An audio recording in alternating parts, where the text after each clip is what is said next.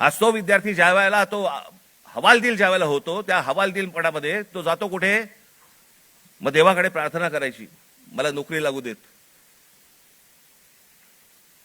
मला काम मिळू देत, मला पैसे मिळू देत, नोकरी लागल्यावर माझं लग्न होऊ देत. त्याची स्वप्न असतात. मग तो विचार करतो की बाबा देवळात जाऊ, आपण देवासमोर नतमस्तक होऊ. त्याच्या लक्षात येतं अरे त्या देवळातच चोऱ्या व्हायला लागल्यात.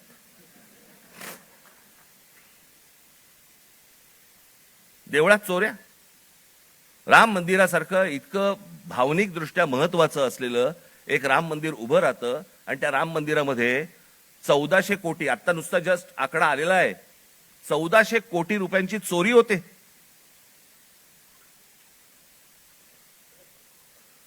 आणि याच्यावरनं सरकारमध्ये असलेले कोणीही त्याच्यावरती बोलायला तयार होत नाहीत. राम मंदिरावरती मतं मागताना बरोबर गेलात तुम्ही, मग ज्या वेळेला 1400 कोटी रुपयांची चोरी झाली, पंतप्रधान स्वतः एकटे गेले होते, सगळेजण बाजूला उभे होते, स्वतः एकट्याने जाऊन तिकडे जाऊन पूजा केली, प्रतिष्ठापना केली, सगळ्या गोष्टी केल्या. पंतप्रधानांनी याच्यावरती बोलायला नको राम मंदिराच्या चोरीबद्दल? का त्या अयोध्येमधनं एक खासदार निवडून नाही आला म्हणून आमचा संबंध तुटला, असं आहे?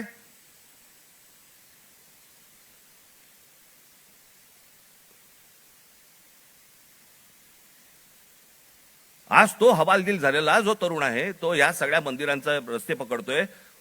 धर्मांध बनवू नका त्या तरुणाला. शिक्षणाच्या वाटेवरती लावा. नुसतं जय श्रीराम बोलून होणार काही नाहीये. आज अनेक गोरक्षक गाड्या पकडतायत, गायी पकडतायत, सगळ्या पकडतायत.